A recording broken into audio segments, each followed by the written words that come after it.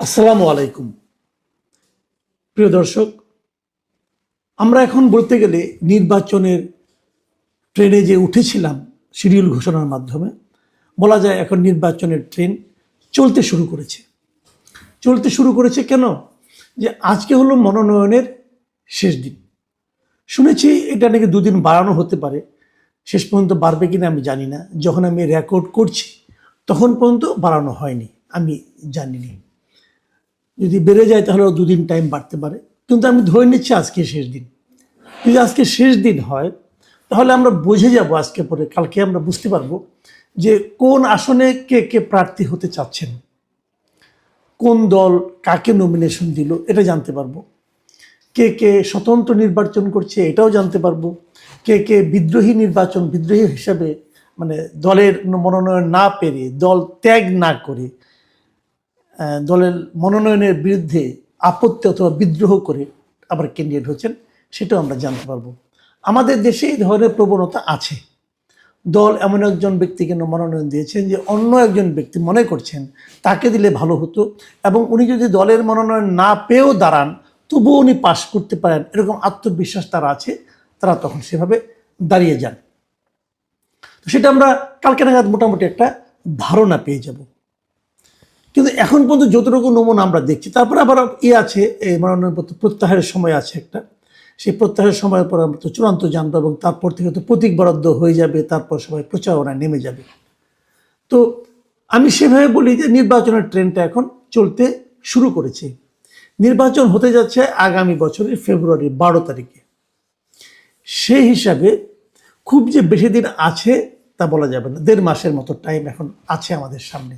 পুরো জানুয়ারি মাস আর ওই মাসের 10 দিন ধরেন প্রচারণা, 12 দিন। এখন পর্যন্ত আমরা কি চেহারা দেখলাম, আমি কতগুলি বিষয় নিয়ে একটু কথা বলি। কিছু কিছু নাটক দেখলাম আমরা।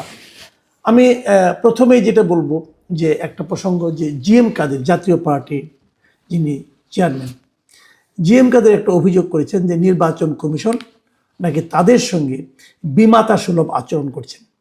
অন্য অন্য দলগুলো যে সমস্ত সুযোগ সুবিধা পাচ্ছে, নির্বাচন কমিশনের কাছ থেকে সহযোগিতা পাচ্ছে, তা নাকি ওনার দল পাচ্ছে না, এবং উনি এক্ষেত্রে কিছু সুনির্দিষ্ট পয়েন্ট উল্লেখ করেছেন। আমি মনে করি নির্বাচন কমিশনের জন্য এটা একটা গুরুতর অভিযোগ তাদের ব্যাপারে। তাদের এটা বুঝতে হবে, জাতীয় পার্টি একটা বৈধ রাজনৈতিক দল।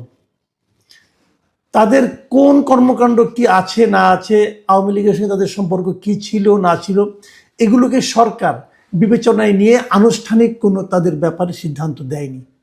যেহেতু দেয়নি, অতএব অন্য 10টা দল যতটুকু সুযোগ সুবিধা পাওয়ার কথা, জাতীয় পার্টিরও তার সমান সুযোগ পাওয়ার কথা।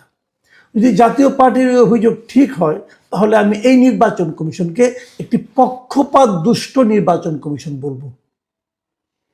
নির্বাচন কমিশনে যারা এখানে আছেন তারা সবাই অবশ্য অবসরপ্রাপ্ত ব্যক্তি, বিভিন্ন জায়গায় ছিলেন, তাদের প্রতি অতটা শ্রদ্ধা আমি মাঝে মাঝে রাখতে পারি না, কিন্তু তারপরেও আমি বলবো আপনারা তো আইন কানুনটা বুঝেন, আইন মেনে চলেন। আপনি পারেন না যে জাতীয় পার্টির একজন লোককে আপনি ব্যক্তিগতভাবে পছন্দ করেন কি করেন না, অথবা কোনো একটা পাবলিক পারসেপশন আছে বলে আপনি মনে করছেন, অতএব তাদের সঙ্গে আপনি একটু মন্দ আচরণ করবেন, একটু বিমাতা সুলভ আচরণ করবেন। এটা আপনার শপথের মধ্যে পড়ে না। এটা যদি আপনি করেন তাহলে আপনি শপথ ভঙ্গ করছেন। এই জিনিসটা মাথায় রাখার চেষ্টা করবেন। দেখবেন একটা কথা আমি বলি, আগেও বলেছি, যে এই দিন শেষ দিন নয়, আগামীতে আরও দিন আসবে।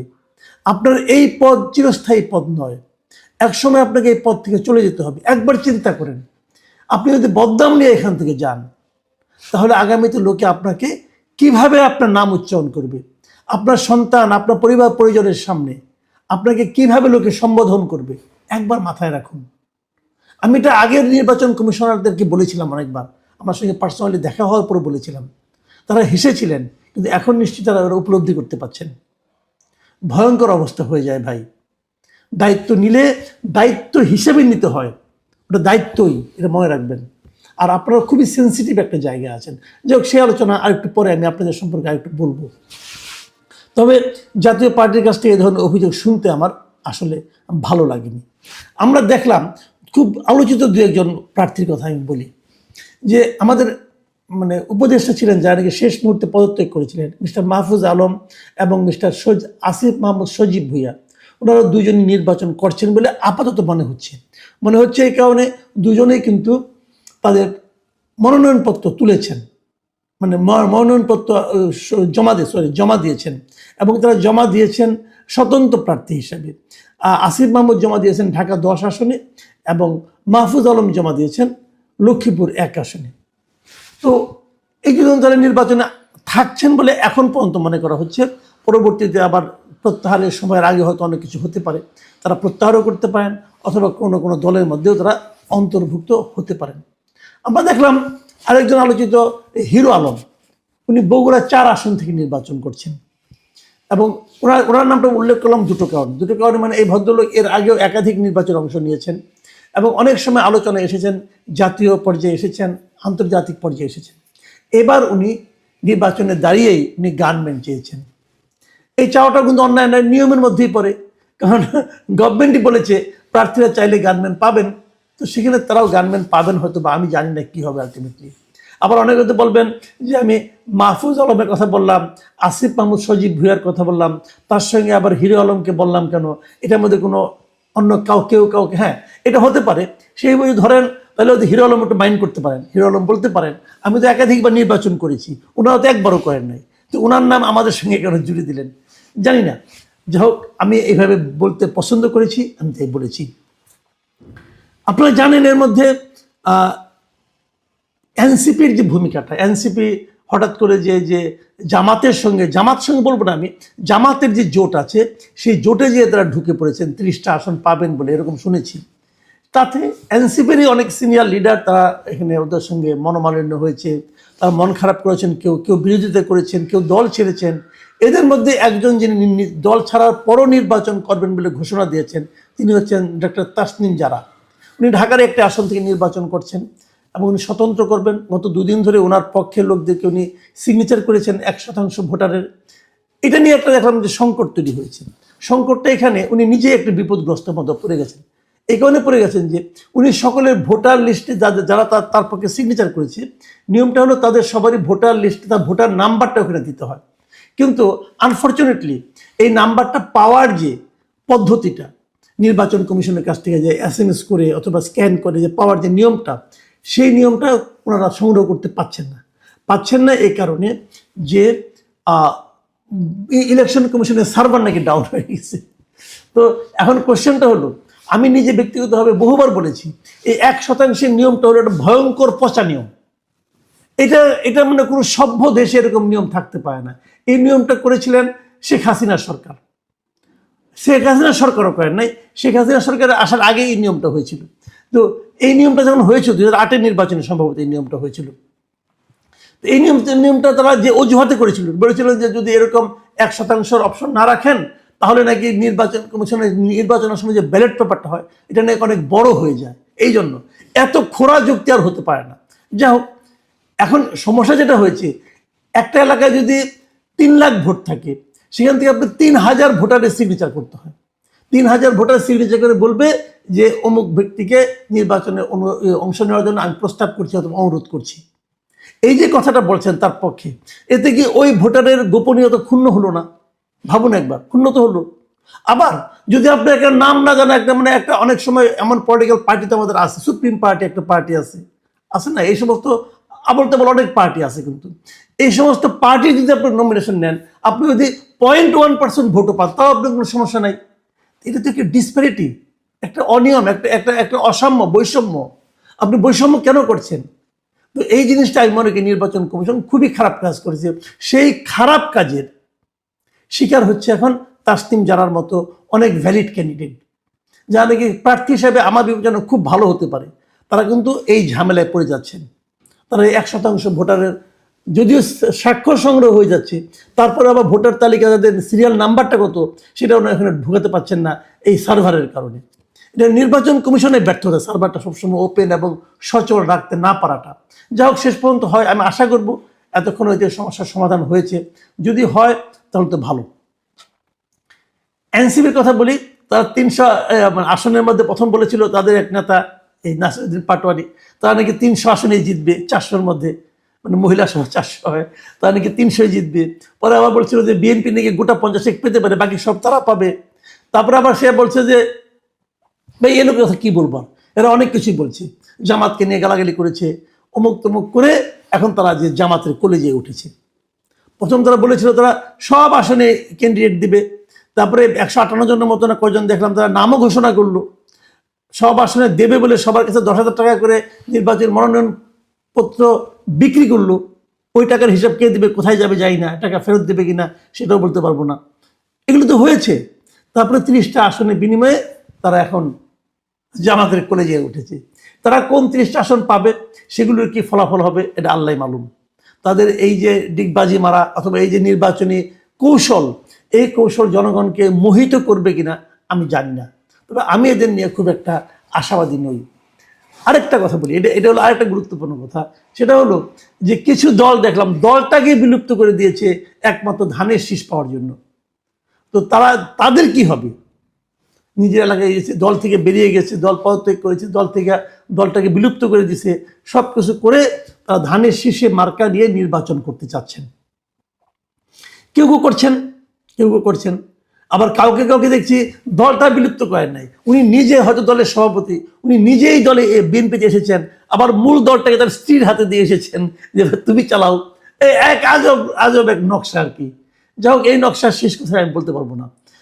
কিন্তু প্রশ্ন হচ্ছে, যারা এরকম করলেন তারা যদি নির্বাচনে হেরে যান, ধানের শীষ নিয়েও তো হারতে পারেন। আমি দু একটা জায়গায় খবর নিয়েছি, এরকম যারা বাইরের থেকে এসে ধানের শীষ পেয়েছে এবং নির্বাচন করছে, ওখানে ধানের শীষে মানে বিএনপি যারা আগের ক্যান্ডিডেট ছিল অথবা আগে যারা অনেকে ওখানে জনপ্রিয় লোক যারা আছে, তাদের অনেকেই ওখানে বিদ্রোহী প্রার্থী হিসেবে ইলেকশন করছে। এবং তারা যদি জিতে যায় এবং এই ধানের শীষ পাওয়ার পরে যদি হেরে যায়, কি হবে তার? ঘরও যাবে, ঘাটও যাবে, সব যাবে। তো জানি না তাদের লজ্জা শরম থাকবে কিনা, তখন আবার নির্লজ্জের মতো আবার নিজে দলে ফিরে আসতে চাইবেন কিনা আমি বলতে পারবো না। আমি যেটা বলে শেষ করবো আজকে আলোচনাটা, আজকে আসলে কিন্তু সুনির্দিষ্ট কোনো ইস্যু নিয়ে আলোচনা আমরা করি না, আমরা গেলে এই বিভিন্ন চিত্রগুলো, খণ্ড খণ্ড চিত্রগুলো আপনাদের সামনে তুলে ধরলাম। এখন আমি একটা সুনির্দিষ্ট পয়েন্ট নিয়ে কথা বলতে চাই। এই পয়েন্টটা হলো, তারেক রহমান ক্যান্ডিডেট হচ্ছেন, ঢাকায় হচ্ছেন, বগুড়ায় হচ্ছেন, এবং তারেক রহমান মানে দ্রুততম গতিতে ভোটার হয়ে গেছেন, এনআইডি কার্ড পেয়ে গেছেন। মানে শিডিউল ঘোষণা, অনেকে প্রশ্ন করেছেন যে শিডিউল ঘোষণার পরও ভোটার হওয়ার এই নিয়মটা আসলে আছে কিনা, অথবা আগের কোনো উদাহরণ আছে কিনা, এই প্রশ্নগুলো কিন্তু সোশ্যাল মিডিয়ায় আমি দেখছি।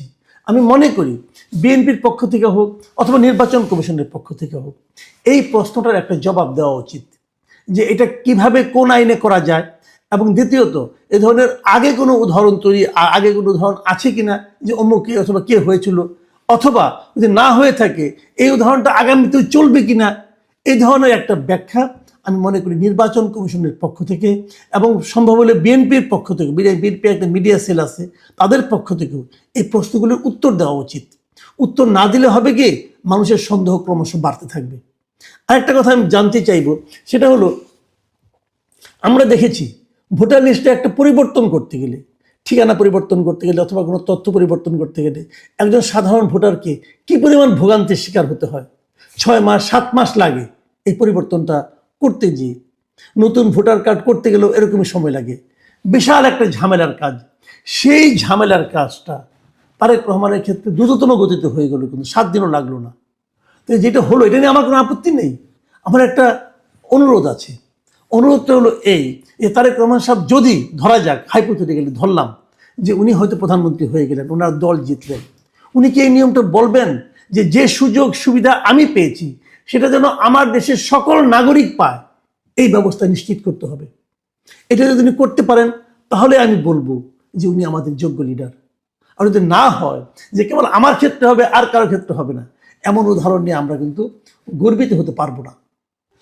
আর একটা কথা একটু বলতেই চাই, এটা শেষ কথা আমার, এটাতে কেউ কিছু মনে করবেন না। সেটা হলো বেগম খালেদা জিয়া 3টা আসনে দাঁড়াচ্ছেন এবং এই জন্য ওনার টিপসই নেওয়া হয়েছে। আমার কাছে এই বিষয়টা ভালো লাগেনি। বেগম খালেদা জিয়ার শারীরিক অবস্থা খুবই খারাপ। আমি বিভিন্ন লেভেলের ডাক্তারদের সঙ্গে নিজে কথা বলেছি, বিভিন্ন উচ্চ পর্যায়ের ডাক্তারদের বিভিন্ন মন্তব্য সোশ্যাল মিডিয়ায় পড়েছি, যা আমি দেখেছি তাতে মনে হয়েছে ওনার শারীরিক অবস্থা যতটুকু খারাপ হওয়া সম্ভব ততটুকুই খারাপ। তার খুব ভালো চিকিৎসা হচ্ছে, বিভিন্ন জায়গা থেকে তাকে চিকিৎসা করানো হচ্ছে, দেশের বিদেশের শ্রেষ্ঠ ডাক্তারদেরকে একসঙ্গে আনা হয়েছে। এক্ষেত্রে আমি ডক্টর এজেডএম জাহিদ হোসেনকে ধন্যবাদ জানাতে চাই। উনি এই টিমের প্রধান, উনি সবগুলি ম্যানেজ করতে পারছেন, এটা খুবই একটা ইতিবাচক দিক। কিন্তু তারপরও মনে রাখতে হবে, মানুষ প্রকৃতির নিয়মেই মানুষ অমর নয়, মানুষকে একসময় চলে যেতে হয়, এটা বাস্তবতা, হৃদয় বিদারক কিন্তু বাস্তবতা। আমাদের নবীকেও কিন্তু ইন্তেকাল করতে হয়েছিল।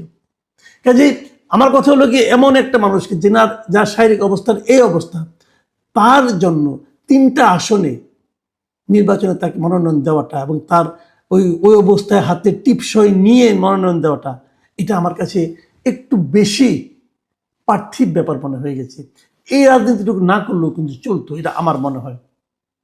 যদি আল্লাহ না করুক, যদি কিছু হয়ে যায় এর মধ্যে, তাহলে এই 3টা আসনে কিন্তু আবার একবার মনোনয়ন সাবমিট করার পরে আবার উপনির্বাচন করার প্রয়োজন পড়বে। তো এটা তো একটা ব্যয়বহুল ব্যাপার, তাই না? কি দরকার, কি প্রয়োজন ছিল এটা?